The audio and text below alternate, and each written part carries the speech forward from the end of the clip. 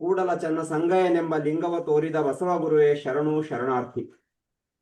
ಸೃಷ್ಟಿಕರ್ತ ಪರಮಪ್ರಭು ಲಿಂಗದೇವರನ್ನು, ಧರ್ಮಪಿತ ಮಂತ್ರಪುರುಷ ಶರಣಾಗತ ರಕ್ಷಕ ವಜ್ರ ಪಂಜರ ಗುರು ಬಸವ ತಂದೆಯವರನ್ನ ನನ್ನ ಹೃದಯ ಮಂದಿರದಲ್ಲಿ ಸ್ಮರಿಸಿಕೊಂಡು, ಲಿಂಗಾಯತ ಧರ್ಮದ ಪುನರುತ್ಥಾನಕ್ಕೆ ಕಾರಣಕರ್ತರಾಗಿರ್ತಕ್ಕಂತಹ ವಚನ ಸಂಶೋಧನಾ ಪಿತಾಮಹ ಗೃಹಸ್ಥ ಜಂಗಮ ಶರಣ ಫಕೀರಪ್ಪ ಗುರುಬಸಪ್ಪ ಹಳಕಟ್ಟಿಯವರ ದಿವ್ಯ ಚೈತನ್ಯವನ್ನು ಸ್ಮರಿಸಿಕೊಂಡು, ಧರ್ಮಕ್ರಾಂತಿಯ ಧೀರಯೋಗಿ ಪ್ರವಚನ ಪಿತಾಮಹ ಪರಮ ಪೂಜ್ಯ ಲಿಂಗೈಕ್ಯ ಲಿಂಗಾನಂದ ಸ್ವಾಮೀಜಿಯವರನ್ನು ಸ್ಮರಿಸಿಕೊಂಡು, ಧರ್ಮಕ್ರಾಂತಿಯ ದಿವ್ಯ ಜ್ಯೋತಿ ಲಿಂಗಾಯತ ಧರ್ಮದ ದಿಟ್ಟ ಹೋರಾಟಗಾರ್ತಿ ಪರಮ ಪೂಜ್ಯ ಲಿಂಗೈಕ್ಯ ಮಾತೆ ಮಹಾದೇವಿ ತಾಯಿಯವರ ದಿವ್ಯ ಚೈತನ್ಯವನ್ನು ಸ್ಮರಿಸಿಕೊಂಡು, ಇಂದಿನ ಈ ಒಂದು ಅನುಭವ ಮಂಟಪ ಮಹಾಮನೆ ಕಾರ್ಯಕ್ರಮವನ್ನ ಹಮ್ಮಿಕೊಂಡಿರ್ತಕ್ಕಂತಹ ಶರಣ ರೇಣುಕಾರಾಧ್ಯ ಹಾಗೂ ಹರ್ಷ ರಂಜಿನಿ ದಂಪತಿಗಳಿಗೆ ಅನಂತ ಶರಣು ಶರಣಾರ್ಥಿಗಳನ್ನ ಸಲ್ಲಿಸಿ,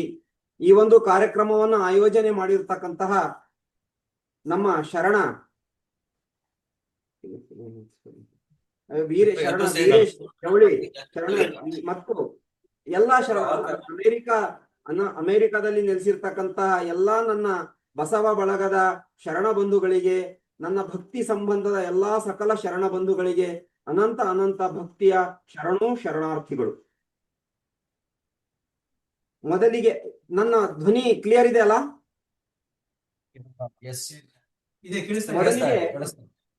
ಮೊದಲಿಗೆ ನಮ್ಮ ಧರ್ಮಪತ್ನಿ ಶರಣೆ ಬಸವಶ್ರೀ ಅವರು ಒಂದು ಗುರು ಬಸವಣ್ಣನವರನ್ನ ಕುರಿತು ಒಂದು ವಚನ ಗಾಯನ ಮಾಡ್ತಾರೆ. ವಚನ ಗಾಯನ ಆದ ತಕ್ಷಣ ನನ್ನ ಪ್ರವಚನವನ್ನು ಮುಂದುವರಿಸ್ತೀನಿ.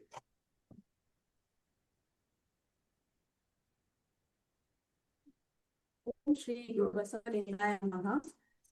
ಅನುಭವ ಮಂಟಪ ಮಹಾಮನೆಯಲ್ಲಿ ಇರುವ ಎಲ್ಲ ಸರ್ವ ಶರಣ ಬಂಧುಗಳಿಗೂ ಭಕ್ತಿಪೂರ್ವಕ ಶರಣು ಶರಣಾರ್ಥಿಗಳು.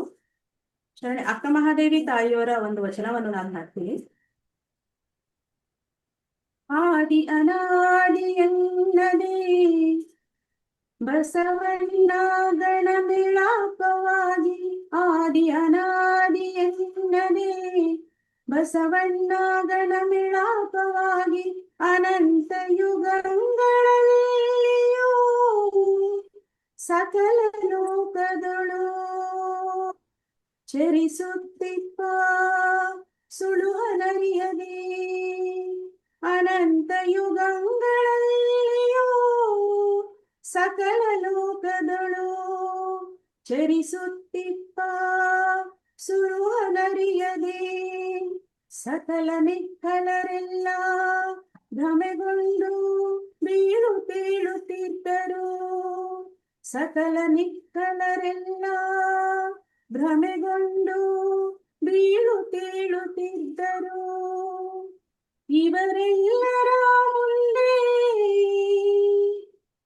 ಆ ಗಣಗಳ ನಾನೆನೆದು ಬದುಕಿದೆನು, ಇವರೆಲ್ಲರ ಮುಂದೆ ಆ ಗಣಗಳ ನಾನರಿದು ಬದುಕಿದೆನು. ಕಾಣ ಚನ್ನ ಮಲ್ಲಿಕಾರ್ಜುನ, ಕಾಣ ಚನ್ನ ಮಲ್ಲಿಕಾರ್ಜುನ. ಶರಣು ಶರಣಾರ್ಥಿ.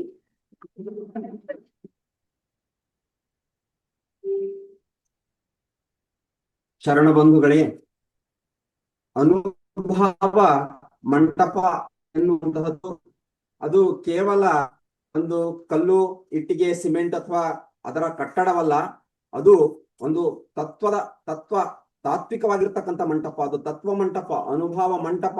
ಒಂದೇ ಜಾಗದಲ್ಲಿ ಒಂದೇ ಕಡೆ ನಡಿಬೇಕಂತಲ್ಲ. ಎಲ್ಲಿ ಗುರು ಬಸವಣ್ಣನವರ ಆಚಾರ ವಿಚಾರ ಅವರ ತತ್ವ ಚಿಂತನೆ ನಡೆಯುತ್ತೋ ಅದೇ ಅನುಭವ ಮಂಟಪ. ಯಾಕೆಂದ್ರೆ 12ನೇ ಶತಮಾನದಲ್ಲಿ ಅಲ್ಲಿ ಅನುಭವ ಮಂಟಪದ ಒಂದು ಭೌತಿಕವಾಗಿರ್ತಕ್ಕಂಥ ಕಟ್ಟಡ ಅಲ್ಲಿ ನಾಶವಾದಾಗ ಮತ್ತೆ ಅಲ್ಲಿ ಹೇಳ್ತಾರೆ, ಮರುದಿನವೇ ಶರಣಗಣ ಸೇರಿ ಉಳುವಿಯೊಳು ಮೆರೆಸಿದರು ತತ್ವ ಮಂಟಪವ ಅಂತ. ಅನುಭವ ಮಂಟಪ ಎನ್ನುವಂಥದ್ದು ಅದು ತತ್ವ ಮಂಟಪ. ತತ್ವ ಮಂಟಪ ಅಲ್ಲಿ ಅದಕ್ಕೆ ಇಲ್ಲ. ಅಕ್ಕ ಮಹಾದೇವಿ ತಾಯಿಯವರು ಈಗ ನಮ್ಮ ಬಸವಶ್ರೀ ವಚನ ಗಾಯನ ಮಾಡಿದ ಹಾಗೆ ಅಲ್ಲಿ ವಚನದಲ್ಲಿ ಏನ್ ಹೇಳ್ತಾರಂದ್ರೆ, ಆದಿ ಅನಾದಿ ಅನ್ನದೆ, ಆದಿ ಅನ್ನೋದು ಬಿಗಿನಿಂಗ್ ಅಥವಾ ಎಂಡ್, ಯಾವುದೇ ಒಂದು ಲಿಮಿಟ್ ಇಲ್ದೇನೆ ಆದಿ ಅನಾದಿ ಅನ್ನದೆ ಅನಂತ ಯುಗಗಳಲ್ಲಿಯೂ without the bondage of time space Guru ಬಸವಣ್ಣನವರು ಅನಂತ ಲೋಕಗಳಲ್ಲೂ ಚರಿಸುತ್ತಿಪ್ಪ ಸುಳುಹ ನರಿಯದೆ, ಅವರು ಎಲ್ಲಿ ತಮ್ಮ ಚಿಂತನೆ ನಡೀತದೆ, ಶರಣಗಣ ಇರ್ತಾರೋ, ಆರಾಧಿಸ್ತಕ್ಕಂಥ ಶರಣರು ಇರ್ತಾರೋ, ಅಲ್ಲಿ ಗುರು ಬಸವಣ್ಣನವರ ಒಂದು ಆ ಚೈತನ್ಯ ನೆಲೆಸಿರ್ತದೆ, ಅಲ್ಲಿ ಇರುತ್ತೆ ಅಂತಕ್ಕಂಥ ಮಾತನ್ನ ಇಲ್ಲಿ ಗುರು ಅಕ್ಕ ಮಹಾದೇವಿ ತಾವು ಹೇಳ್ತಾ ಇದ್ದಾರೆ. ಅದಕ್ಕಾಗಿ ಇಂಥ ಒಂದು ಅನುಭವ ಮಂಟಪವನ್ನ ತಾವು ಆಗ್ಲೇ ಒಂದು ವರ್ಷದಿಂದ ನಡೆಸಿಕೊಂಡು ಬರ್ತಾ ಇದ್ದೀರಿ ಅಂತ ಹೇಳ್ಬಿಟ್ಟು ನನಗೆ ಬಹಳ ಬಹಳ ಸಂತೋಷ ಆಯ್ತು.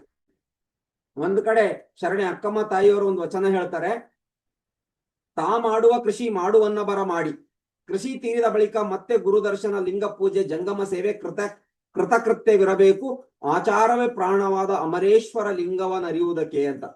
ಅಂದ್ರೆ ಒಬ್ಬ ವ್ಯಕ್ತಿ ತಾನು ಮಾಡುವ ಕೃಷಿ ಮಾಡುವನ್ನ ಬರ ಮಾಡಿ, ತಾನು ಮಾಡ್ತಕ್ಕಂಥ ಕಾಯಕವನ್ನ ಮಾಡಿದ ಮೇಲೆ, ಅಮೆರಿಕದ ಜೀವನ ನನಗೆ ಅದ್ರ ಬಗ್ಗೆ ನಾನು ತಿಳ್ಕೊಂಡಿದ್ದೇನೆ, ನನಗೆ ಗೊತ್ತಿದೆ. ಅಲ್ಲಿ ಎಷ್ಟು ರೇಸ್, ಒಂಥರ ರೇಸ್, ಓಟದ ಜೀವನ, ದಿನನಿತ್ಯ ಅಲ್ಲಿ ನಮ್ಮ ಜೀವನ. ನಾವು ಹೋಗಿದ್ದೇ ಅಲ್ಲಿ ಕಾಯಕ ಮಾಡ್ಲಿಕ್ಕೆ ಅಂತ ಅಂದ್ಮೇಲೆ ಅಲ್ಲಿ ನಾವು ಸರ್ವೈವ್ ಆಗ್ಬೇಕಂದ್ರೆ ಪ್ರತಿಯೊಬ್ರು ಕಾಯಕ ಮಾಡ್ಬೇಕು, ಎಡಬಿಡದೆ ಕಾಯಕ ಮಾಡ್ಬೇಕಾಗುತ್ತೆ. ಅಂತ ಒಂದು ರೇಸ್ ಜೀವನದಲ್ಲಿ ತಾವೆಲ್ಲರೂ ಕೂಡ ಈ ಒಂದು ಅಕ್ಕಮ್ಮನವರ ತಾಯಿಯವರ ವಚನದಂತೆ ತಾ ಮಾಡುವ ಕೃಷಿ ಮಾಡುವನ್ನ ಬರ ಮಾಡಿ. ಈಗ ನಿಮ್ಮ ವಾರವೆಲ್ಲವೂ ಕೂಡ ತಮ್ಮ ಕಾಯಕವನ್ನು ಅತ್ಯಂತ ನಿಷ್ಠೆಯಿಂದ, ಶ್ರದ್ಧೆಯಿಂದ, hard work with full energy ನೀವೆಲ್ಲ ಕಾಯಕವನ್ನ ಮಾಡಿ, ಈಗ ವಾರಾಂತ್ಯದಲ್ಲಿ ಮತ್ತೆ ತಾ ಮಾಡುವ ಕಾಯಕ ಮಾಡುವನ್ನ ಬರ ಮಾಡಿ, ಕಾಯಕ ತೀರಿದ ಬಳಿಕ ಮತ್ತೆ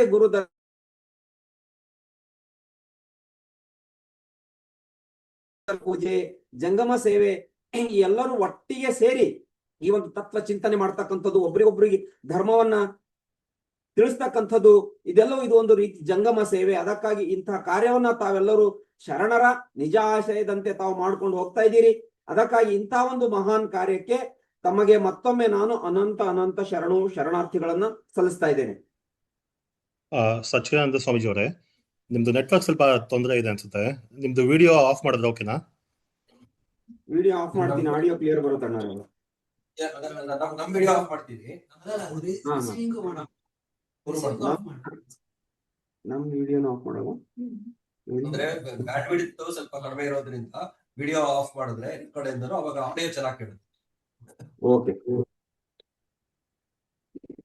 ಇವಾಗ ಕ್ಲಿಯರ್ ಇದೆಯಾ ವಾಯ್ಸು? ವಿಡಿಯೋ ನಂದು ಆಫ್ ಮಾಡ್ಲಿ? ಮಾಡಿದ್ರೆ ವಿಡಿಯೋನ ಆಫ್ ಮಾಡ್ಲಿ? ಮಾಡಿ ಸಚ್ಚಿದಾನಂದ್. ಓಕೆ. ಹಾಗೆ ಅಮೆರಿಕದಲ್ಲಿ ನೆಲೆಸಿರ್ತಕ್ಕಂತಹ ಎಲ್ಲ ಮಕ್ಕಳಿಗೂ ಕೂಡ ನನ್ನ ಅನಂತ ಶರಣಾರ್ಥಿಗಳು. We know that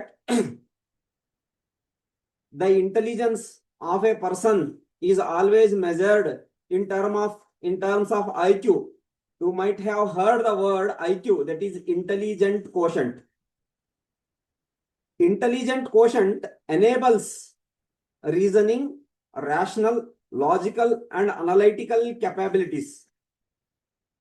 But apart from the IQ, there are two other quotients. There are two other capabilities of a person.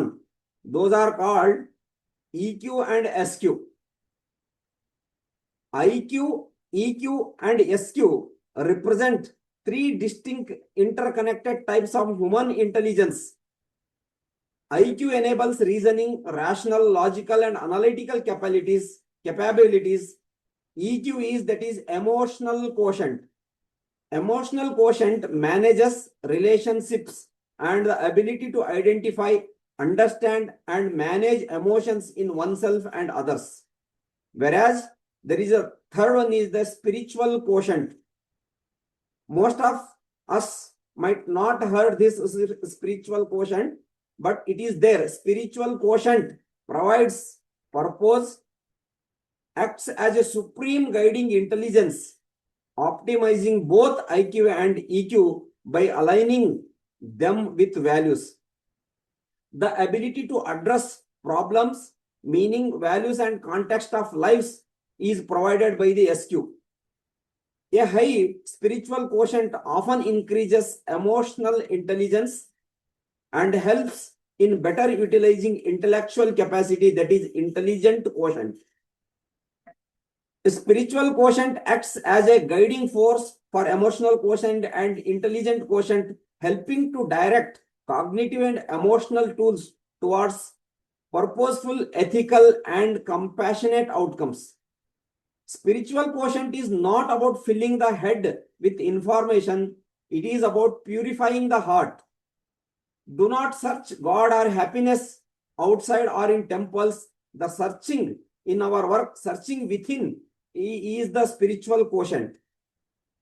ಯಾವ ವ್ಯಕ್ತಿಯಲ್ಲಿ ಈ ಒಂದು ಸ್ಪಿರಿಚುವಲ್ ಕೋಶಂಟ್ ಅಂತ ಇರುತ್ತಲ್ಲ, ಆಧ್ಯಾತ್ಮಿಕ ಬೌದ್ಧಿಕ ಮತ್ತ ಅಂತ ಕರೀತಾರೆ ಇದಕ್ಕೆ.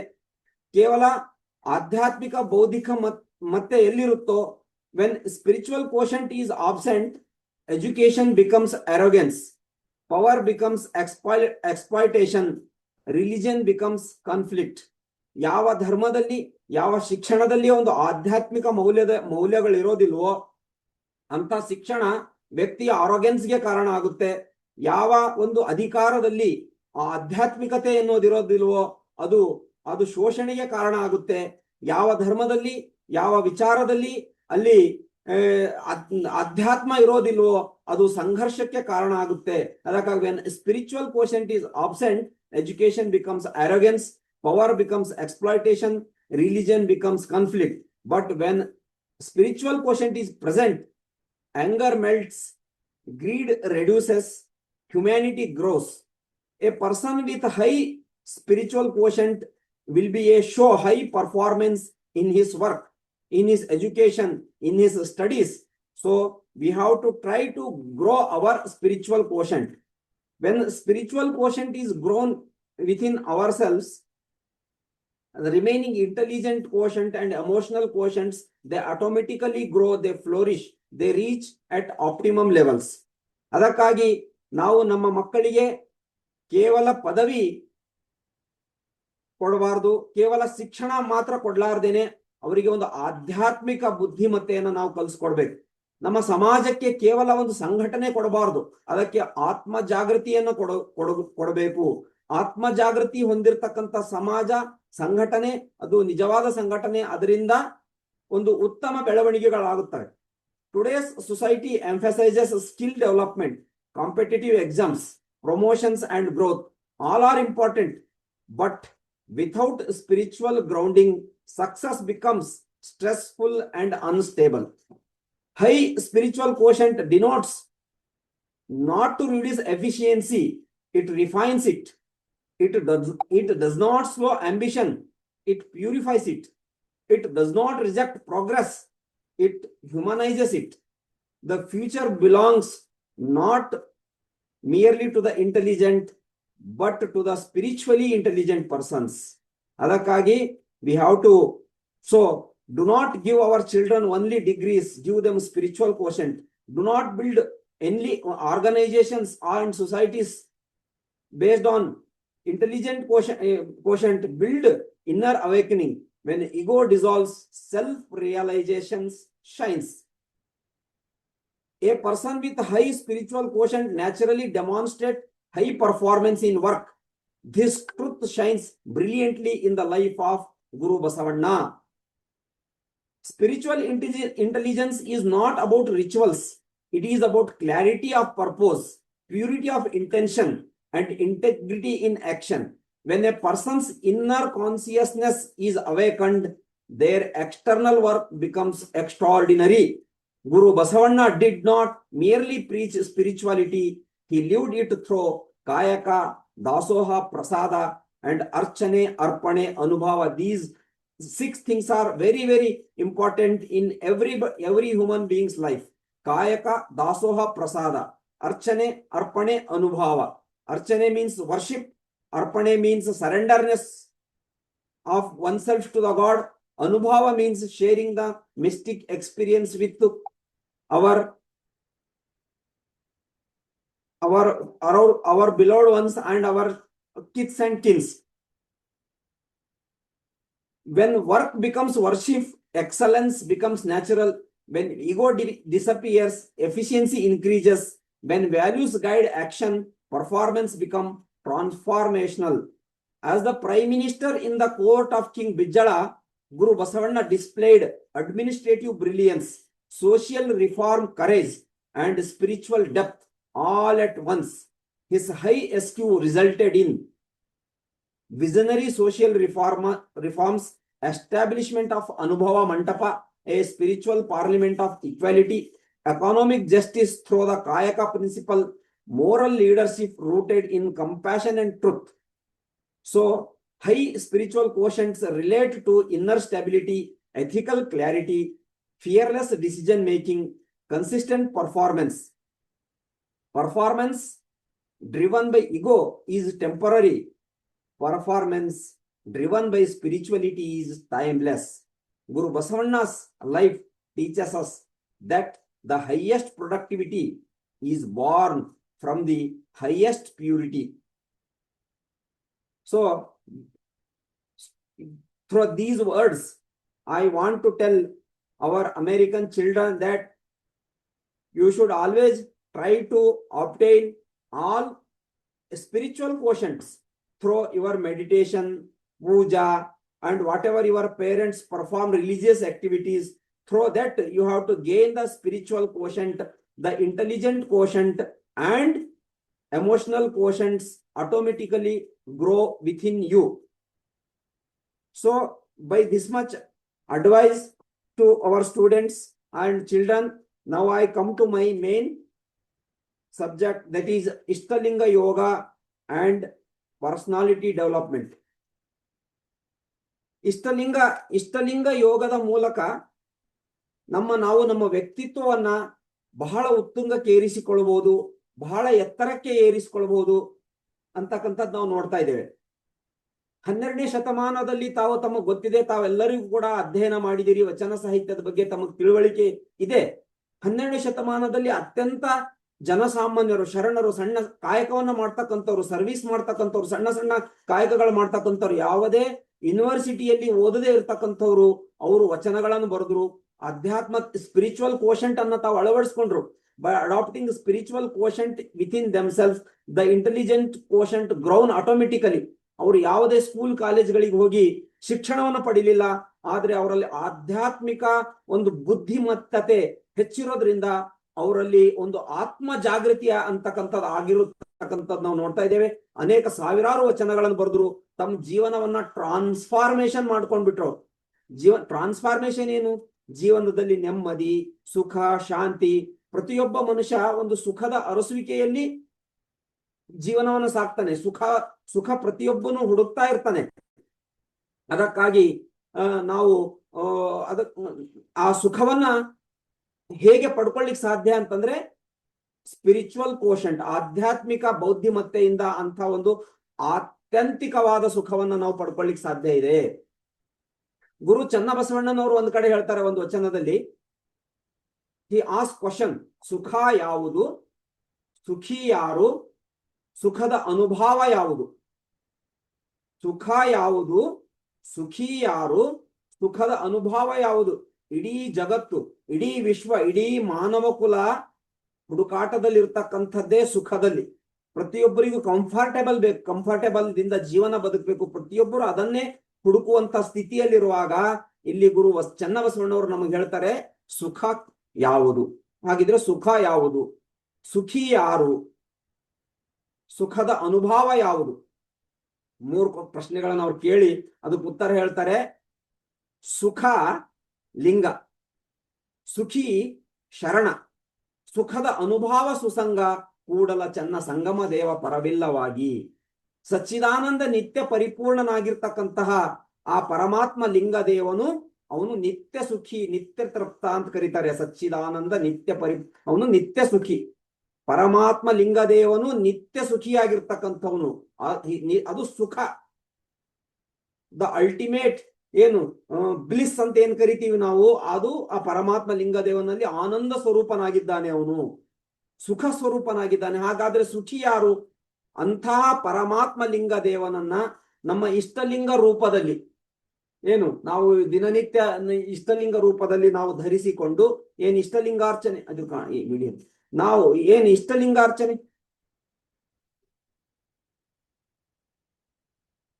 ನಾವು ಏನು ಇಷ್ಟಲಿಂಗವನ್ನ ದಿನನಿತ್ಯವೂ ಧರಿಸಿಕೊಂಡು ನಾವು ಪೂಜೆ ಮಾಡ್ತೇವಲ್ಲ, ಇಂಥ ಇಷ್ಟಲಿಂಗವನ್ನು ಪಡೆದಿರ್ತಕ್ಕಂಥವನು ಸುಖಿ. ಸುಖ ಲಿಂಗ, ಸುಖಿ ಶರಣ, ಸುಖವನ್ನು ಪಡೆದಿರ್ತಕ್ಕಂಥವನೇ ಸುಖಿ ಶರಣ. ನಿನ್ನೆ ನನಗೆ ವೀರೇಶ್ ಅಣ್ಣವ್ರು ಕಾಲ್ ಮಾಡ್ತಾ ಇರ್ತಕ್ಕಂಥ ಸಂದರ್ಭದಲ್ಲಿ ಅವ್ರು ಹೇಳಿದ್ರು, ಫಸ್ಟ್ ಇಂಟ್ರೊಡಕ್ಷನ್ ಆಗುವಾಗ ಶರಣು ಶರಣಾರ್ಥಿ ಓಂ ಶ್ರೀ ಗುರು ಬಸವಲಿಂಗ ಅಂತ ಹೇಳ್ಬಿಟ್ಟು ತಮ್ಮ ಕೊರಳಲ್ಲಿರ್ತಕ್ಕಂಥ ಲಿಂಗವನ್ನ ಈ ರೀತಿ ನನಗೆ ತೋರಿಸಿದ್ರು.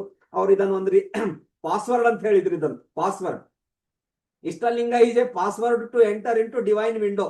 ಅದಕ್ಕಾಗಿ ಈ ರೀತಿ ಇಂತಹ ನಿತ್ಯ ಸುಖಿಯಾಗಿರ್ತಕ್ಕಂಥ ಲಿಂಗದೇವನನ್ನ ಪಡೆದಿರ್ತಕ್ಕಂಥ ಶರಣ ಸುಖಿ. ಸುಖದ ಅನುಭವ ಯಾವುದು? ಹಾಗಿದ್ರೆ ನಾನು ಸುಖಿ ಇದ್ದೀನೋ ಇಲ್ಲೋ ಅಂತ ತಿಳ್ಕೊಳ್ಳೋದು ಹೆಂಗೆ? ಈಗ ನಾನು ಸುಖವಾಗಿರ್ತಕ್ಕಂಥ ಲಿಂಗವನ್ನ ನಾನು ಪಡೆದೆ, ಸುಖಿಯಾದೆ, ನಾನು ಸುಖಿ ಇದ್ದೀನೋ ಇಲ್ಲೋ ಅಂತ ಹೌ ಟು ಎಕ್ಸ್ಪೀರಿಯನ್ಸ್ ಇಟ್? ಇಂತಹ ಶರಣರ ಸಂಘದಲ್ಲಿ ಸುಖದ ಅನುಭವ ಸುಸಂಗ.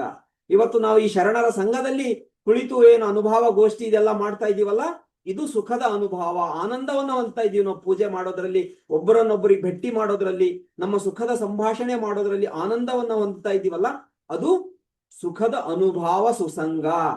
ಸುಖದ ಸುಸಂಗದಲ್ಲಿ ನಾವು ಬೆರಿಬೇಕು ಅಂತಕ್ಕಂಥದ್ದು ಇಲ್ಲಿ ಶರಣರ. ಅವಾಗ ನಮಗೆ ನಾವು ನಿತ್ಯ ಸುಖಿಯಾಗಿರ್ತೀವಿ, ಬ್ಲಿಸ್ಫುಲ್ ಆಗಿರ್ತೀವಿ ಅಂತಕ್ಕಂಥ ವಿಚಾರವನ್ನ ನಮಗೆ ಶರಣರು ಹೇಳಿದ್ದಾರೆ.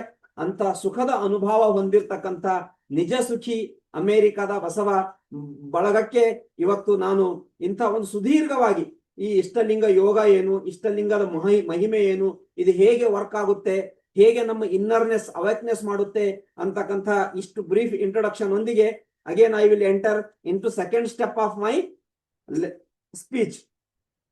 ಒಂದು ಗುರು ಸಿದ್ದರಾಮೇಶ್ವರರ ವಚನ ಸ್ಟೇಟ್ಮೆಂಟ್: ಪರುಷ ಸೋಂಕಿದ ಬಳಿಕ ಕಾರ್ಬೋನ್ನದ ಕೇಡು ನೋಡಿರಯ್ಯ, ಜ್ಯೋತಿ ಸೋಂಕಿದ ಬಳಿಕ ತಮಂಧದ ಕೇಡು ನೋಡಿರಯ್ಯ, ಅಮೃತ ಸೋಂಕಿದ ಬಳಿಕ ರೋಗದ ಕೇಡು ನೋಡಿರಯ್ಯ, ನಮ್ಮ ಯೋಗಿನಾಥನ ಸೋಂಕಿದ ಬಳಿಕ ಭವದ ಕೇಡು ನೋಡಿರಯ್ಯ. ಅದ್ಭುತವಾಗಿರ್ತಕ್ಕಂಥ ವಚನ. Before we reflect upon this vachana, we must understand the spiritual vision of Guru Basavanna. Guru Basavanna did not present religion as ritual, he presented it as a direct experience. In his philosophy, the divine is not distant, it is personal, immediate and experiential through the Ishtalinga. The Ishtalinga is a symbol of God. It is the medium of living communion with Linga Deva. For Guru Basavanna, spirituality was not about external identity, it was about inner transformation.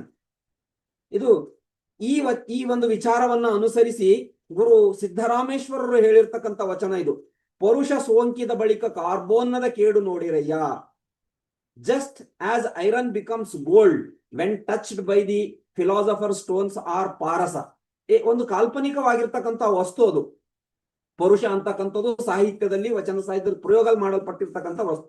ಪರುಷ ಮುಟ್ಟಿದ ಬಳಿಕ ಕಬ್ಬಿಣ ಏನಾಗುತ್ತೆ? ಬಂಗಾರ ಆಗುತ್ತೆ, ಕಬ್ಬಿಣ ಹೊನ್ನಾಗುತ್ತೆ. ಇಲ್ಲಿ ಅವ್ರು ಮೂರು ಮೆಟಾಫೋರ್ಸ್ ಇಲ್ಲಿ ಕೊಡ್ತಾರೆ ಅವರನ್ನ. ಜ್ಯೋತಿ ಸೋಂಕಿದ ಬಳಿಕ ತಮಂಧದ ಕೇಡು ನೋಡಯ್ಯ.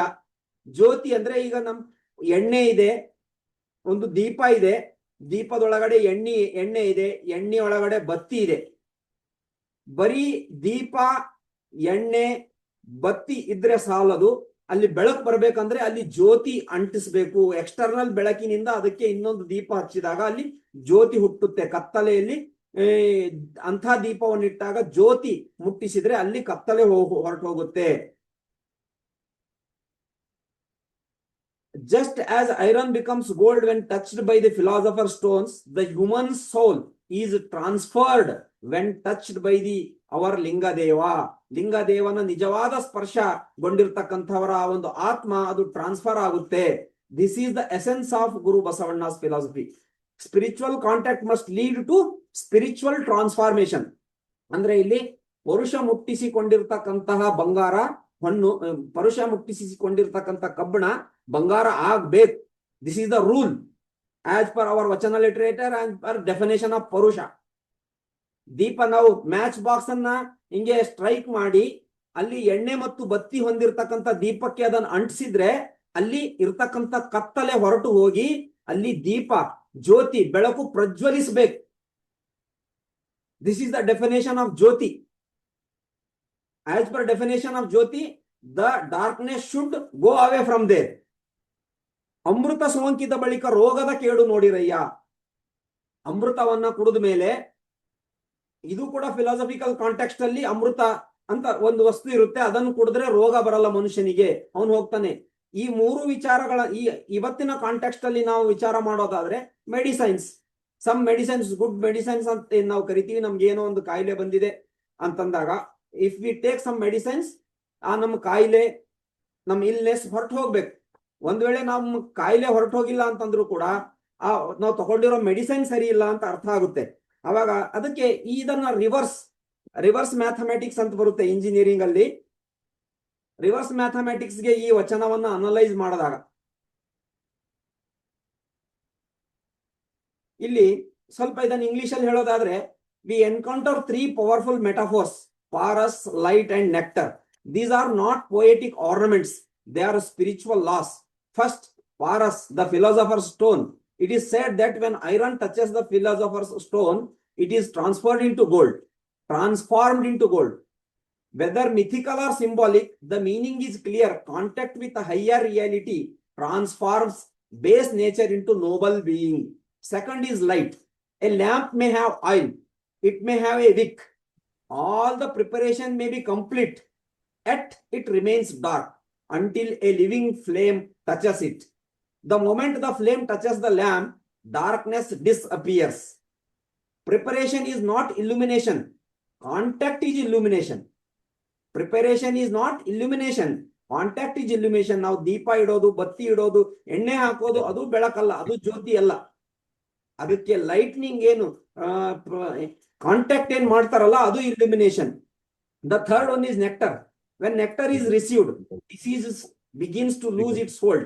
Nectar symbolizes healing, restoration, and the victory of life over decay.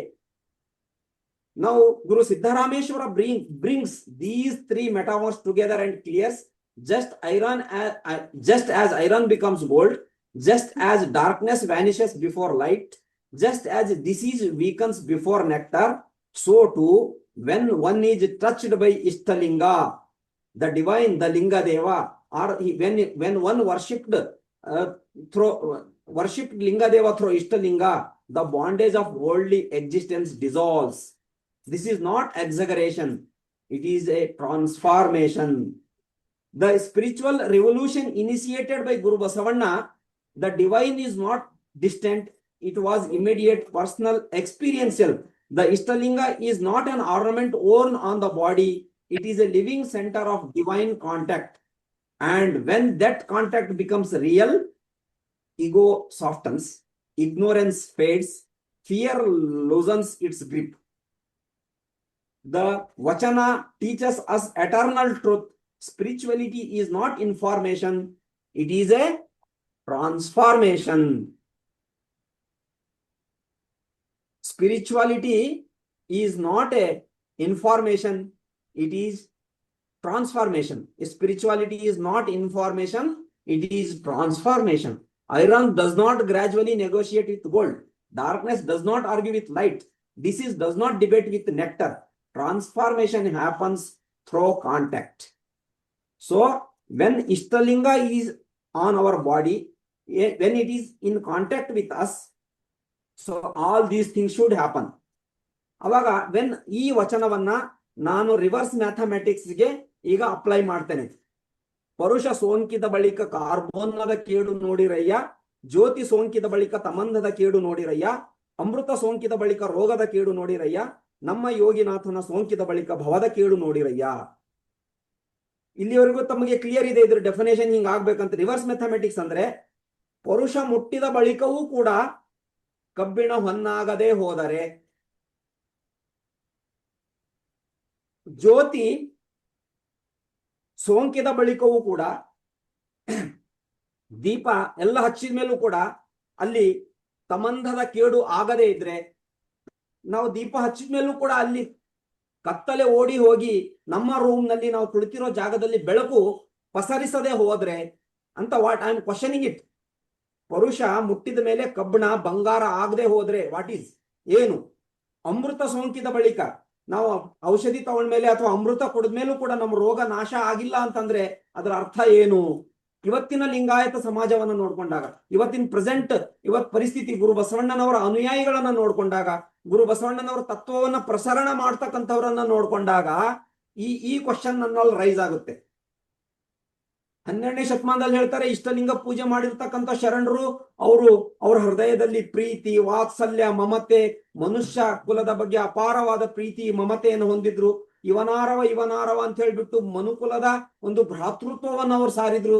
ದೇವನೊಬ್ಬನೇ ತಂದೆ, ಮನುಜರೆಲ್ಲರೂ ಒಂದೇ ಅಂತಕ್ಕಂಥ 10 ಹಲವಾರು ಕಾಯಕವೇ ಕೈಲಾಸ, ದಾಸೋಹವೇ ದೇವಧಾಮ, ದಯವೇ ಧರ್ಮದ ಮೂಲ, ಇಂಥ ಸಾವಿರಾರು ತತ್ವಗಳನ್ನ 12ನೇ ಶತಮಾನದ ಶರಣರು ನೀಡಿದ್ರು, ಅಳವಡಿಸಿಕೊಂಡಿದ್ರು.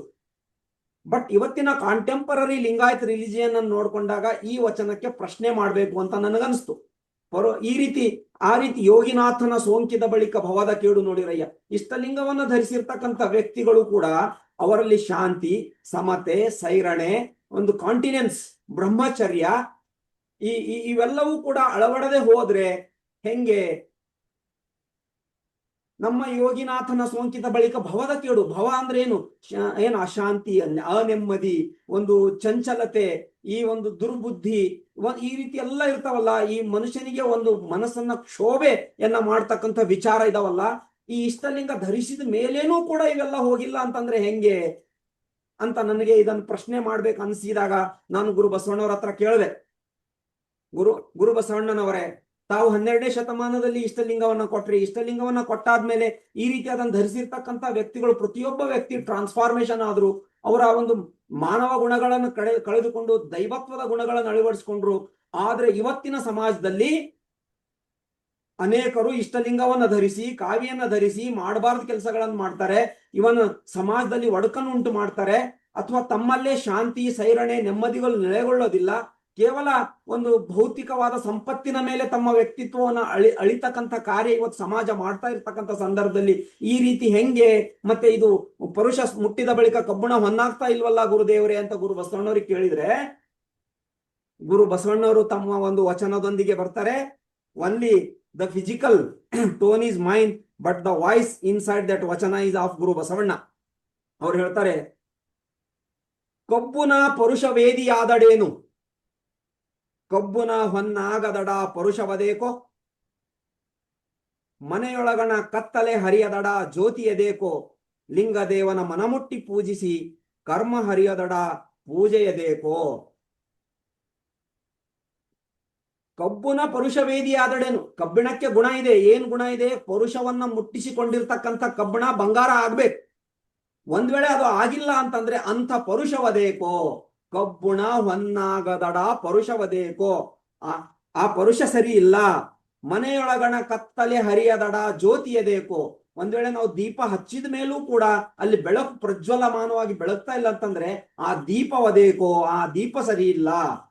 ಲಿಂಗದೇವರ ಮನಮುಟ್ಟಿ ಪೂಜಿಸಿ ಕರ್ಮ ಹರಿಯದಡ ಪೂಜೆಯದೇಕೋ, ನಾವು ಲಿಂಗದೇವನನ್ನ ಧರಿಸಿ ದಿನನಿತ್ಯ ಇಷ್ಟಲಿಂಗ ರೂಪದಲ್ಲಿ ಅವನನ್ನು ಪೂಜೆ ಮಾಡಿದ್ಮೇಲೆ ನಮ್ಮ ಆ ಒಂದು ಸುಖ, ನಿತ್ಯ ಸುಖಿಯಾಗಿರ್ತಕ್ಕಂಥ ಅಂತ ಲಿಂಗದೇವನ ಪಡೆದಾಗ ನಮ್ಮ ಮನಸ್ಸಿನಲ್ಲಿ ಸುಖ, ಶಾಂತಿ, ನೆಮ್ಮದಿ, ಒಂದು ಬ್ಲಿಸ್ನೆಸ್ ನೆಲೆಗೊಳ್ತಾ ಇಲ್ಲ ಅಂತಂದ್ರೆ ಅಂತ ಪೂಜೆಯದೇಕೋ, ನೀವು ಮಾಡ್ತಕ್ಕಂಥ ಪೂಜೆ ಸರಿ ಇಲ್ಲ ಅಂತಕ್ಕಂಥ ವಿಚಾರವನ್ನ ಇಲ್ಲಿ ಗುರು ಬಸವಣ್ಣವ್ರು ಕ್ಲಿಯರ್ ಮಾಡ್ತಾ ಇದ್ದಾರೆ. You got my point. ಈ ವಚನ ಎರಡು ಕಾಂಟೆಕ್ಸ್ಟ್ ಅರ್ಥ ಆಯ್ತಲ್ಲ? ಕಬ್ಬುನ ವೇದಿ ಪರುಷ ಸೋಂಕಿದ ಬಳಿಕ ಕಾರ್ಬೋನದ ಕೇಡು ನೋಡಿರಯ್ಯ ಅಂತ ಅವ್ರು ಹೇಳ್ತಾರೆ. ಒಂದ್ ವೇಳೆ ಹಂಗ ಆಗಿಲ್ಲ ಅಂತಂದ್ರೆ, ಕಬ್ಬಿಣಕ್ಕೆ ಪರುಷ ಮುಟ್ಟಿದ ಮೇಲೆ ಕಬ್ಬಿಣ ಬಂಗಾರ ಆಗದೆ ಹೋದ್ರೆ ಆ ಪರುಷ ಸರಿ ಇಲ್ಲ ಅಂತ. ಅದೇ ರೀತಿ ಕಬ್ಬಿಣವನ್ನು ಸ್ಪರ್ಶಿಸಿ ಅದನ್ನು ಬಂಗಾರವನ್ನಾಗಿ ಮಾಡುವುದು ಪರುಷದ ಮೂಲಭೂತವಾದ ಗುಣ. ಒಂದು ವೇಳೆ ಪರುಷ ಸ್ಪರ್ಶವಾದ ನಂತರ ಕಬ್ಬಿಣ ಹೊನ್ನಾಗುತ್ತಿಲ್ಲ ಎಂದರೆ ಪರುಷ ಸರಿ ಇಲ್ಲ, ಅಥವಾ ಅದು ಪರುಷವಿರ್ಲಿಕ್ಕಿಲ್ಲ. ಅಂತ ಪರುಷವದೇಕೋ ಎಂದು ಕೇಳಿ ಅಂತ ಪರುಷ ನಿಷ್ಪ್ರಯೋಜಕವಾದುದು ಎನ್ನುವ ನಿರ್ಣಯವನ್ನು ಧರ್ಮಪಿತ ಗುರು ಬಸವಣ್ಣನವರು ಈ ವಚನದಲ್ಲಿ ಕೊಡುತ್ತಿದ್ದಾರೆ. ಜ್ಯೋತಿ ಹಚ್ಚುವ ಮೂಲ ಉದ್ದೇಶ ಮನೆಯೊಳಗಣ ಕತ್ತಲೆ ಕಳೆಯುವಂತಹದ್ದು. ಒಂದು ವೇಳೆ ನಾವು ಹಚ್ಚಿದ ಜ್ಯೋತಿಯಿಂದ ಕತ್ತಲೆ ಓಡಿ ಹೋಗಿ ಬೆಳಕು ಬರುತ್ತಿಲ್ಲ ಎಂದರೆ ಕತ್ತಲೆ ತುಂಬಾ ಬಲಿಷ್ಠವಾಗಿದೆ ಎಂದು ಅರ್ಥವಲ್ಲ. ನಾವು ಹಚ್ಚಿರುವ ಜ್ಯೋತಿ ಸರಿ ಇಲ್ಲ, ಅದಕ್ಕೆ ಕುಡಿ ಬಂದಿದೆ, ಅಥವಾ ದೀಪಕ್ಕೆ ಎಣ್ಣೆ ಪೂರೈಕೆಯಾಗುತ್ತಿಲ್ಲ ಎಂದು ಅರ್ಥ. ಕುಡಿ ಅಂತಂದ್ರೆ ಏನಾಗುತ್ತೆ? ಆ ದೀಪ ಹಚ್ಚಿದಾಗ ಒಂದು ಸಣ್ಣ ಸ್ವಲ್ಪ ಎಂಡಲ್ಲಿ ಅದು ಕಪ್ಪು ಸುಟ್ಟು ಹೋಗಿರ್ತದೆ, ಅಲ್ಲಿ ಬೆಂಕಿನೂ ಇರುತ್ತೆ, ಉರಿತಕ್ಕಂತ ದೀಪನೂ ಇರುತ್ತೆ, ಎಣ್ಣೆನೂ ಇರುತ್ತೆ, ಬತ್ತಿನೂ ಇರುತ್ತೆ, ಆದ್ರೆ ಬೆಳಕು ಮಾತ್ರ ಬರಲ್ಲ. ಅಲ್ಲೇ ಸ್ವಲ್ಪ ಇರುತ್ತೆ. ಅದರ ಅರ್ಥ ಅಲ್ಲಿ ಕುಡಿ ಬಂದಿದೆ ಅಂತ. ಯಾವಾಗ ಕುಡಿಯನ್ನ ನಾವು ಮತ್ತೆ ಒಂದು ಕಡ್ಡಿಯಿಂದ ಹಿಂಗೆ ಸ್ಟ್ರೈಕ್ ಮಾಡಿ ತೆಗಿತೀವೋ, ಸ್ವಲ್ಪ ಬತ್ತಿ ಚಾಚಿದಾಗ ಮತ್ತೆ ಬೆಳಕು ಬೀಳುತ್ತದೆ. ಅಥವಾ ಇಂದಿನ ಕಾಲದಲ್ಲಿ ಬಲ್ಬ್ ನಾವು ವಿದ್ಯುತ್ ಬಲ್ಬ್ ಅನ್ನ ಹಚ್ಚಿದಾಗ ಸ್ವಿಚ್ ಹಾಕಿದ್ಮೇಲೂ ಕೂಡ ಬಲ್ಬ್ ಬೀಳ್ತಾ ಇಲ್ಲ ಅಂತಂದ್ರೆ ಬಲ್ಬಿನಲ್ಲಿ ಒಂದು ಫಿಲಾಮೆಂಟ್ ಸರಿ ಇರ್ಲಿಕ್ಕಿಲ್ಲ, ಅಥವಾ ಬಲ್ಬ್ ಶಾರ್ಟ್ ಸರ್ಕ್ಯೂಟ್ ಆಗಿರ್ಬೋದು, ಅಥವಾ ಬಲ್ಬಿನಲ್ಲಿ ವಿದ್ಯುತ್ ಹರಿಲಿಕ್ಕಿಲ್ಲ. ಅದಕ್ಕಾಗ ಅಂಥ ಬಲ್ಬಿನಿಂದ ಯಾವುದೇ ಪ್ರಯೋಜನ ಇಲ್ಲ ಅಂತ ಹೇಳ್ಬಿಟ್ಟು ಗುರು ಬಸವಣ್ಣರು ಹೇಳ್ತಾರೆ. ಅದೇ ರೀತಿ ನಾವು ಲಿಂಗದೇವನನ್ನು ಮನಮುಟ್ಟಿ ಭಕ್ತಿಯಿಂದ ಪೂಜಿಸಿದಾಗ ನಮ್ಮ ಮನಸ್ಸು ಶಾಂತಗೊಳ್ಳಬೇಕು. ನಮ್ಮ ಮಾನಸಿಕ ತೊಳಲಾಟ ತೊಲಗಿ ಜೀವನದಲ್ಲಿ ಸುಖ, ಶಾಂತಿ, ನೆಮ್ಮದಿಗಳು ನೆಲೆಗೊಳ್ಳಬೇಕು. ನಮ್ಮಲ್ಲಿ ಜ್ಞಾನೋದಯವಾಗ್ಬೇಕು. ಇವೆಲ್ಲಕ್ಕೂ ಮಿಗಿಲಾಗಿ ನಮ್ಮ ಕರ್ಮ ಹರಿಯಬೇಕು. ಇದೆಲ್ಲ ಆಗ್ತಿಲ್ಲ, ಇನ್ನೂ ನಮ್ಮ ಹತ್ರ ಕಷ್ಟ ಇದೆ ಅಂತ ಅಂದ್ರೆ ನಮ್ಮ ಕರ್ಮಗಳು ಬೆಟ್ಟದಷ್ಟಿವೆ ಅಥವಾ ಮರಹು ಘನವಾಗಿದೆ ಎಂದ ಅರ್ಥವಲ್ಲ. ನಾವು ಪೂಜೆ ಮಾಡುವ ರೀತಿ, ನಮ್ಮ ಸಾಧನೆಯ ಹಾದಿ ಸರಿಯಿಲ್ಲ ಎಂದೇ ಅರ್ಥ. ಅಂಥ ಪೂಜೆಯಬೇಕು ಅಂತಾರೆ ಗುರು ಬಸವಣ್ಣ. 12ನೇ ಶತಮಾನದಲ್ಲಿ ಓದು ಬರಹ ಬಾರದೇ ಇರೋರು ಕೂಡ ಅಂಥ ಎಜುಕೇಶನ್ ಅನ್ನು ಕಲ್ತ್ಕೊಂಡು ಇವತ್ತು ದೊಡ್ಡ ದೊಡ್ಡ ಅಂತ್ಯಂತ ವಚನಗಳನ್ನು, ಫಿಲಾಸಫಿಯನ್ನು ಬರೆದು ಒಂದು ಸಮಗ್ರವಾದ ಸಮಾಜವನ್ನು ಕಟ್ಟಿದ್ರು. ನಮ್ಮಿಂದ ಅದು ಸಾಧ್ಯ ಆಗ್ತಾ ಇಲ್ಲ ಅಂತಂದ್ರೆ ನಾವು ಮಾಡ್ತಕ್ಕಂಥ ಪೂಜೆ ಸರಿ ಇಲ್ಲ. ಅದಕ್ಕಾಗಿ ಅಲ್ಲಿ ಹೇಳ್ತಾರೆ, ಕರಿ ಘನ ಅಂಕುಶ ಕಿರಿದೆನ್ನಬಹುದೇ ಬಾರದಯ್ಯ. ಕರಿ ಅಂದ್ರೆ ಎಲಿಫೆಂಟ್, ಆನೆ ದೊಡ್ಡದಿರುತ್ತೆ, ಅದಕ್ಕೆ ಅಂಕುಶ ಅಂತ ಕರೀತಾರೆ. ಅದನ್ನು ಕಂಟ್ರೋಲ್ ಮಾಡೋದು ಒಂದು ಸಣ್ಣ ಇರುತ್ತೆ, ಸಣ್ಣದು ಒಂದು ಅಂಕುಶ ಅಂತ ಕರೀತಾರೆ. ಅದಕ್ಕಾಗಿ ಕರಿಘನ ಅಂಕುಶ ಕಿರಿದೆನ್ನಬಹುದೇ ಬಾರದಯ್ಯ, ಗಿರಿಘನ ವಜ್ರ ಕಿರಿದೆನ್ನಬಹುದೇ ಬಾರದಯ್ಯ. ಗಿರಿ ಅಂದ್ರೆ ಬೆಟ್ಟ, ಮೌಂಟೇನ್, ಅದು ದೊಡ್ಡದಾಗಿರುತ್ತೆ, ಆದ್ರೆ ಅದನ್ನ ಕಟ್ತಕ್ಕಂಥ ಒಂದು ಚಿಸಲ್ ತುಂಬಾ ಸಣ್ಣದೇ ಇರುತ್ತೆ, ಆದ್ರೆ it has capacity to broke full mountain. ಅದಕ್ಕಾಗಿ ಅಂಥ ಗಿರಿಘನ ವಜ್ರ ಕಿರಿದೆನ್ನಬಹುದೇ ಬಾರದಯ್ಯ, ತಮಂದ ಘನ ಜ್ಯೋತಿ ಕಿರಿದೆನ್ನಬಹುದೇ. ಒಂದು ಕತ್ತಲೆ ಅಂತಕ್ಕಂಥದ್ದು ಬಹಳ ಗಾಢವಾಗಿರುತ್ತೆ, ಆದ್ರೆ ಒಂದು ಸಣ್ಣ ಜ್ಯೋತಿ ಸಾಕು ಅಂಥ ದೊಡ್ಡ ಕತ್ತಲೆಯನ್ನ ಹೊಡೆದೋಡಿಸ್ಲಿಕ್ಕೆ. ಮರಹು ಘನ ನಿಮ್ಮ ನೆನೆವ ಮನ ಕಿರಿದೆನ್ನಬಹುದೇ ಬಾರದಯ್ಯ ಲಿಂಗದೇವ. ಅದಕ್ಕಾಗಿ ಇಂಥ ನಮ್ಮ ಕರ್ಮಗಳು ಬೆಟ್ಟದಷ್ಟಿರಬಹುದು, ಆದ್ರೆ ಅವುಗಳನ್ನು ಅಳಿಸಲಿಕ್ಕೆ ಆ ಪರಮಾತ್ಮ ಲಿಂಗದೇವನ ನೆನೆಯುವ ಒಂದು ಮನಸ್ಸೇ ಸಾಕು. ಅದಕ್ಕಾಗಿ ಒಂದು ವೇಳೆ ಸರಿಯಾದ ರೀತಿಯಲ್ಲಿ ಭಕ್ತಿ, ಶ್ರದ್ಧೆ, ನಿಷ್ಠೆಯಿಂದ ನಾವು ಇಷ್ಟಲಿಂಗಾರ್ಚನೆ ಮಾಡಿದ್ದೇ ಆದರೆ ಖಂಡಿತವಾಗಿಯೂ ನಮ್ಮಲ್ಲಿ ಆ 12ನೇ ಶತಮಾನದ ಶರಣರಂತಹ ಜ್ಞಾನ, ಅವರಂತಹ ಚಿತ್ತಸಮತೆ, ಅವರಂತಹ ಬ್ಲಿಸ್ನೆಸ್, ಅವರಂತಹ ಶಾಂತಿ, ಸಮಾಧಾನ ಎಲ್ಲವೂ ನಮ್ಮಲ್ಲಿ ನೆಲೆಗೊಳ್ತಾ ಹೋಗುತ್ತೆ. ಅದಕ್ಕಾಗಿ ಇಲ್ಲಿ ನಮಗೆ ಶರಣರು ಗುರು ಬಸವಣ್ಣವರು ಈ ಒಂದು ಕೆಲಸವನ್ನ ಮಾಡ್ಲಿಕ್ಕೆ ನಮಗೆ ಇಷ್ಟಲಿಂಗವನ್ನು ಕೊಟ್ಟರು. ಅದಕ್ಕೆ ಅವ್ರು ಹೇಳ್ತಾರೆ, ಗಂಡನ ಮೇಲೆ ಸ್ನೇಹವಿಲ್ಲದ ಹೆಂಡತಿ, ಲಿಂಗದ ಮೇಲೆ ನಿಷ್ಠೆ ಇಲ್ಲದ ಭಕ್ತ, ಇದ್ದಡೇನೋ ಶಿವ ಹೋದಡೇನೋ ಶಿವ ಲಿಂಗದೇವ ಕೇಳಯ್ಯ, ಊಡುವ ಆವಿಂಗೆ ಉಣ್ಣದ ಕರುವ ಬಿಟ್ಟಂತೆ ಅಂತ. ಅಂದ್ರೆ ಆ ಗಂಡನ ಇದು ಒಂದು ಎಕ್ಸಾಂಪಲ್ ಕೊಡ್ತಾರೆ. ಗಂಡನ ಮೇಲೆ ಸ್ನೇಹವಿಲ್ಲದ ಹೆಂಡತಿ ಅಂದ್ರೆ ಗಂಡ ಹೆಂಡತಿ ಇಬ್ಬರ ಮಧ್ಯೆ ಒಂದು ಪ್ರೀತಿ ಬಾಂಧವ್ಯ ಅಂತಕ್ಕಂಥದ್ದು ಇರ್ಬೇಕು. ಅವರು ಪ್ರೀತಿ ಬಾಂಧವ್ಯದ ಮೇಲೆನೆ ಸಂಸಾರ ಜೀವನ ನಿಂತಿರ್ತದೆ. ಅದೇ ರೀತಿ ಹಸು, ಅಲ್ಲಿ ಹಸು ಏನಿರುತ್ತಲ್ಲ, ಮಗುವನ್ನ ಅದು ಹೆತ್ತಾಗ ತನ್ನ ಮಗುವಿಗೆ ಹಾಲು ಊಡಿಸಬೇಕು ಅಂತಕ್ಕಂಥ ಅತೀವ ಹಂಬಲ ಹಸುವಿನಲ್ಲಿರುತ್ತೆ. ಆದ್ರೆ ಕರು ಒಂದು ವೇಳೆ ಹಾಲು ಕುಡಿಲಿಕ್ಕೆ ಸಿದ್ಧ ಇಲ್ಲ ಅಂತಂತಂದ್ರೆ ಏನ್ ಮಾಡ್ಲಿಕ್ಕಾಗುತ್ತೆ? ಅದೇ ರೀತಿ ಇಷ್ಟಲಿಂಗವು ನಮ್ಮ ಕರಸ್ಥಲಕ್ಕೆ, ನಮ್ಮ ಭವವನ್ನ, ನಮ್ಮ ಕಷ್ಟವನ್ನ ಕಳೆಯುವುದಕ್ಕಾಗಿಯೇ ಕರಸ್ಥಲಕ್ಕೆ ಬಂದಿದೆ. ಅದಕ್ಕಾಗಿ ಅಂಥ ಒಂದು ಆ ಇಷ್ಟಲಿಂಗವನ್ನ ಹೇಗೆ ಪೂಜಿಸಬೇಕು, ಅದರಿಂದ ನಾವು ಹೇಗೆ ಉಪಯೋಗ ಪಡ್ಕೊಳ್ಬೇಕು, ನಮ್ಮ ವ್ಯಕ್ತಿತ್ವವನ್ನ ಹೇಗೆ ಟ್ರಾನ್ಸ್ಫರ್ ಮಾಡ್ಕೊಳ್ಬೇಕು ಅಂತಕ್ಕಂಥದನ್ನ ನಾವು ಭಕ್ತ ಅರಿಬೇಕು. ಅದನ್ನ ನಾವು ಶರಣರ ಸಂಘದಲ್ಲಿ ಅರಿತು ತಿಳ್ಕೊಳ್ಬೇಕಾಗುತ್ತೆ. ಶರಣರ ಸಂಘದಿಂದ, ಶರಣರ ವಚನಗಳಿಂದ ನಾವು ಅಂಥ ವಿಚಾರವನ್ನ ನಾವು ತಿಳ್ಕೊಂಡಾಗ ನಮಗೆ ಗೊತ್ತಾಗ್ಬಿಡುತ್ತೆ ಇಷ್ಟಲಿಂಗದಲ್ಲಿ ಎಷ್ಟು ಮಹಿಮೆ ಇದೆ ಅಂತ ಹೇಳ್ಬಿಟ್ಟು. ಅದಕ್ಕಾಗಿ ಇಲ್ಲಿ ಸಚ್ಚಿದಾನಂದ 2 minutes. We have only 2 minutes.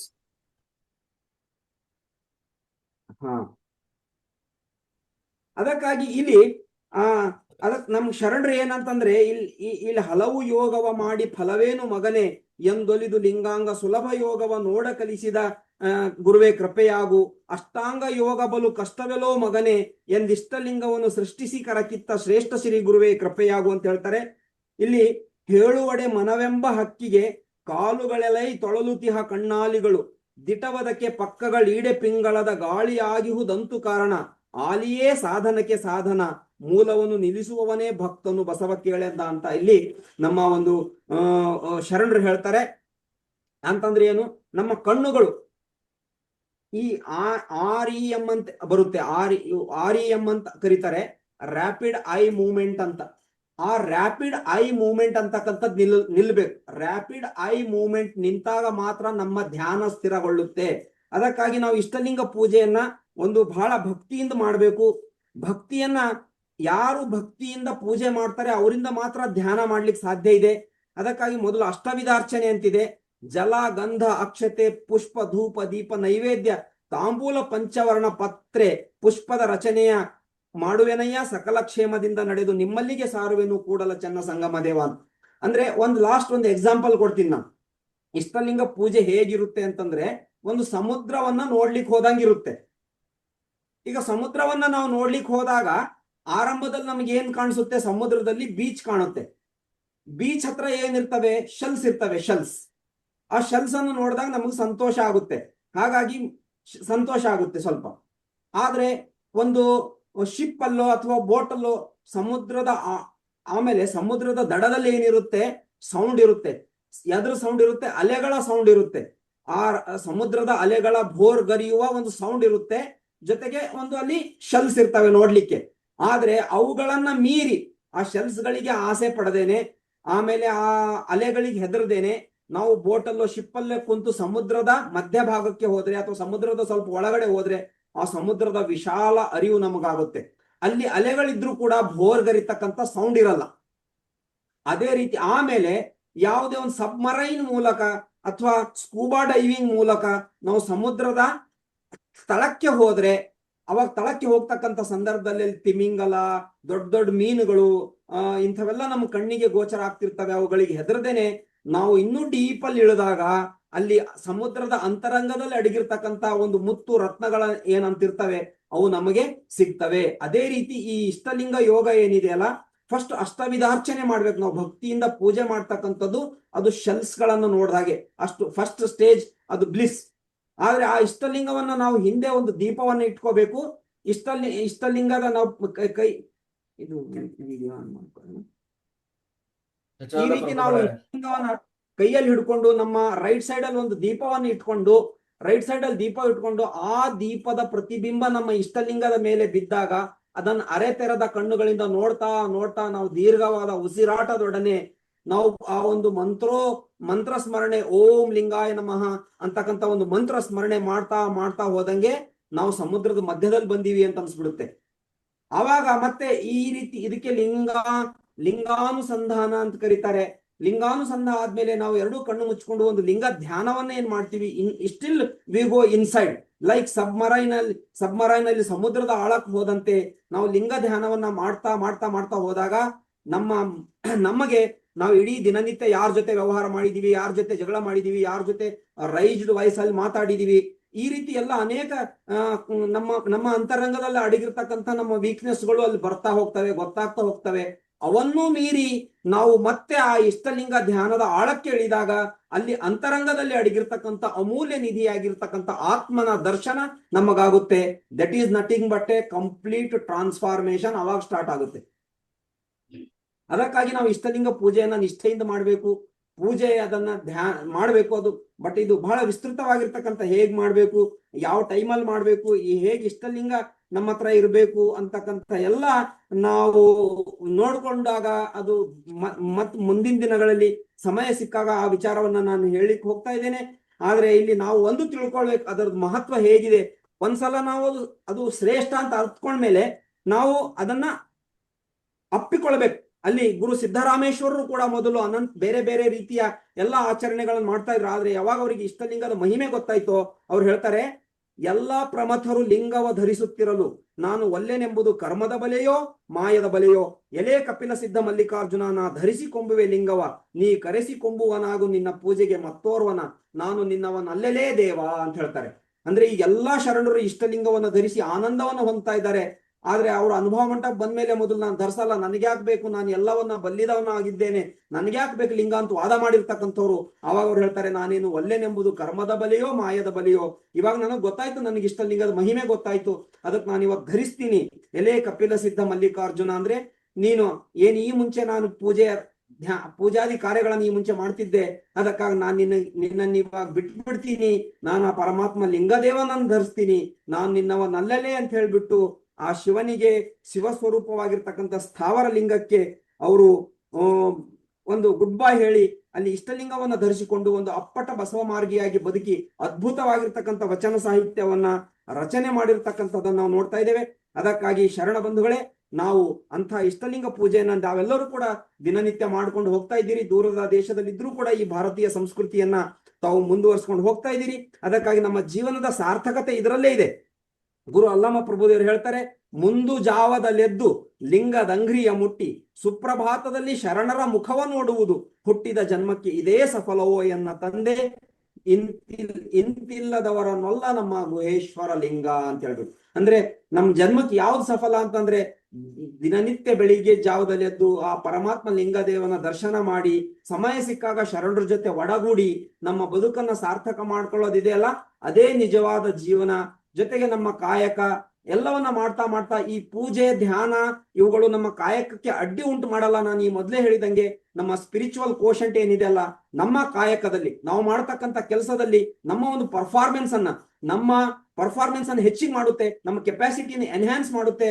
ಅದಕ್ಕಾಗಿ ಇಂಥ ನಮ್ಮ ಕೆಪಾಸಿಟಿಯನ್ನು ಎನ್ಹ್ಯಾನ್ಸ್ ಮಾಡ್ತಕ್ಕಂಥ, ನಮ್ಮ ಪರ್ಫಾರ್ಮೆನ್ಸ್ ಅನ್ನು ಹೆಚ್ಚಿಗೆ ಮಾಡ್ತಕ್ಕಂತಹ, ನಮ್ಮನ್ನ ಡಿವೈನ್ ಟ್ರಾನ್ಸ್ಫರ್ ಮಾಡ್ತಕ್ಕಂಥ ಇಷ್ಟಲಿಂಗ ಪೂಜೆಯನ್ನ ನಾವು ನಿಷ್ಠೆಯಿಂದ ಮಾಡೋಣ.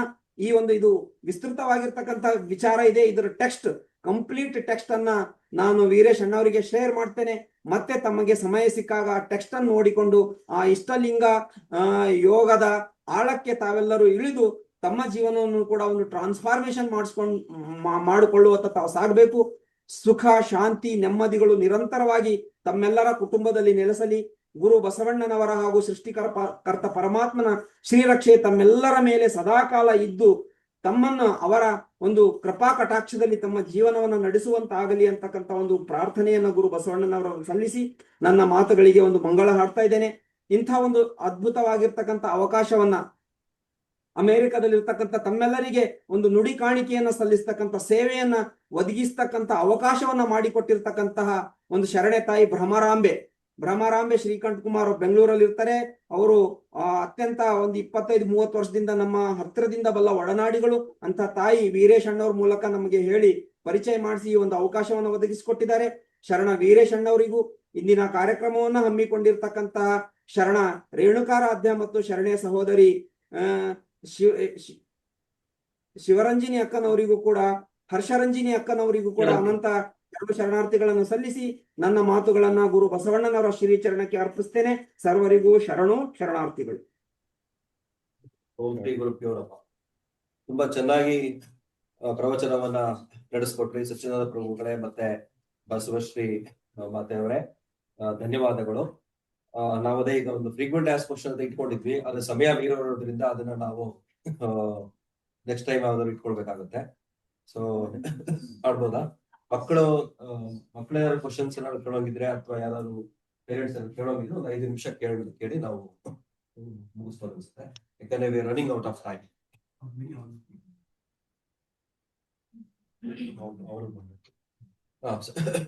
ವಿಡಿಯೋ ಆನ್ ಮಾಡಿ.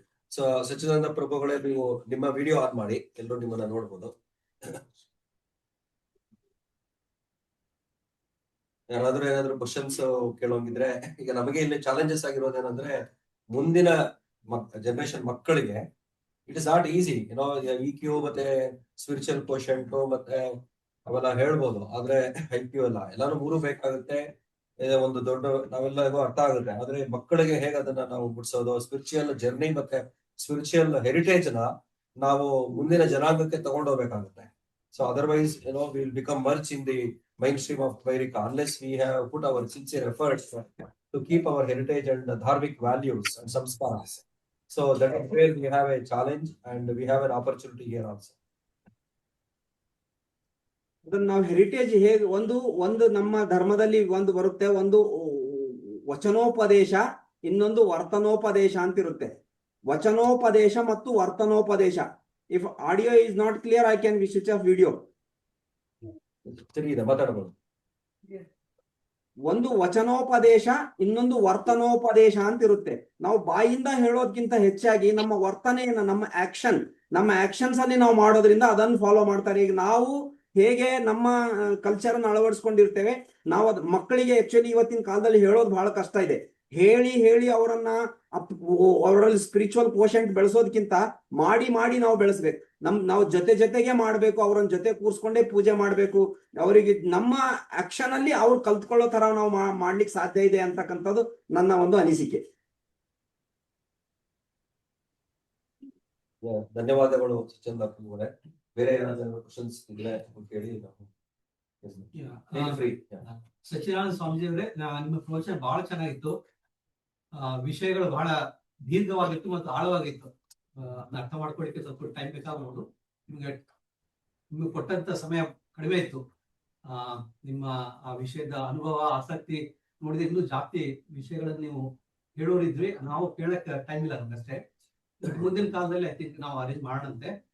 ಒಂದು, ನಿಮ್ಮ ಈ ಪ್ರವಚನದಿಂದ ನಂಗೆ ಅರ್ಥ ಆಗಿದ್ದು ಅಂದ್ರೆ, ಶರಣರ ಸಂಘ ಇರ್ತದೆ. ಶರಣರ ಸಂಘದಲ್ಲಿ ನೀವಿದ್ರೆ ನೀವೇನು 3 ಪ್ರಶ್ನೆಗಳ ಉತ್ತರ ಅಲ್ಲಿ ಸಿಗುತ್ತೆ ಅಂತ ನಂಗೆ ಅನ್ಸುತ್ತೆ.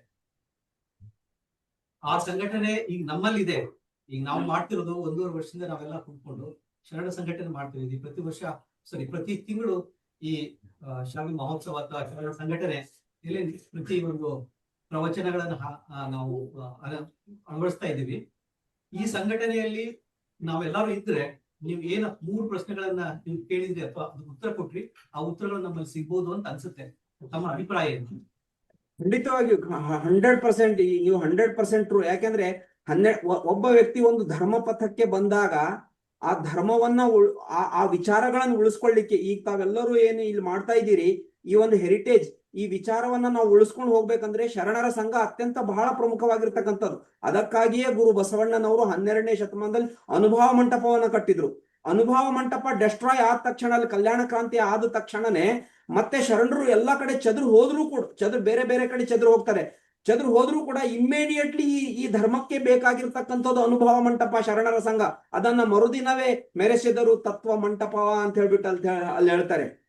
ಮಂಟಪದ ಹೆಜ್ಜೆನು ಗಂಟೇರು ಕೆಡಿಸಿದರೆ ಕಂಟಕವೇ ಶರಣ ದುಂಬಿಗಳಿಗೆ, ಅವ್ರು ಮರುದಿನವೇ ಮೆರೆಸಿದರು ತತ್ವ ಉಳವಿಗಳು ಮರುದಿನವೇ ಮೆರೆಸಿದರು ತತ್ವ ಮಂಟಪ ಅಂತ ಹೇಳ್ಬಿಟ್ಟು. ಉಳಿವಿಯಲ್ಲಿ ಹೋದ ತಕ್ಷಣ ಮೊದಲನೇ ಕೆಲಸ ಅವ್ರು ಮಾಡಿರ್ತಕ್ಕಂಥದ್ದು ಏನು, ವಚನ ಸಾಹಿತ್ಯ ಬರೀಲಿಲ್ಲ. ಅಲ್ಲಿ ಹೋದ ತಕ್ಷಣ ಇರೋ ವಚನ ಸಾಹಿತ್ಯನ ರಕ್ಷಣೆ ಮಾಡಿ ಅನುಭವ ಮಂಟಪವನ್ನ ರಚನೆ ಮಾಡ್ಕೊಂಡ್ರು. ಅದಕ್ಕಾಗಿ ಆ ಧರ್ಮ ಮತ್ತೆ ಉಳಿತು ಬೆಳೀತು ಅಂತಕ್ಕಂಥದ್ದು ನಾವು ನೋಡ್ತಾ ಇದ್ದೇವೆ. ಇವತ್ತು ತಾವು ಅಮೆರಿಕದಲ್ಲಿ ಮಾಡಿರ್ತಕ್ಕಂಥದ್ದು ಇದು ಬಹಳ ಶ್ರೇಷ್ಠವಾಗಿರ್ತಕ್ಕಂಥ ಕಾರ್ಯ. ಇದು 12ನೇ ಶತಮಾನದ ಹೆರಿಟೇಜ್, ಆ ಒಂದು ಲೆಗಾಸಿಯನ್ನ ನೀವು ಮುಂದುವರ್ಸ್ಕೊಂಡು ಹೋಗ್ತಾ ಇದ್ದೀರಿ. ಈ ಕಾರ್ಯದಿಂದಲೇ ನಮ್ಮ ಮಕ್ಕಳಲ್ಲೂ ಕೂಡ ಸ್ಪಿರಿಚುವಲ್ ಕೋಶೆಂಟ್ ಬೆಳಿಲಿಕ್ಕೆ ಸಾಧ್ಯ ಇದೆ ಅಂತಕ್ಕಂಥದ್ದು ನನ್ನ ಅಭಿಪ್ರಾಯ.